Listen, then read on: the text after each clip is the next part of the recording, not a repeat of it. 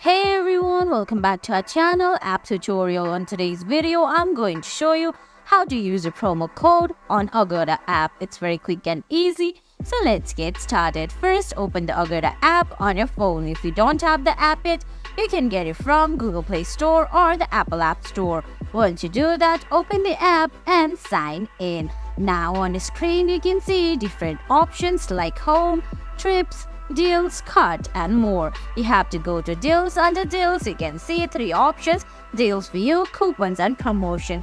Under coupons, you can see there's the enter promo code option. Users have to type in the promo code you've gotten from somewhere else. If not, go and tap on see all my coupons. There you can see promotion discount. There you can add a coupon code as well. Then begin a search today. Then go ahead and book something, trip, flight or whatever the promo code is for. Then the promo code will be applied. And guys, that's it.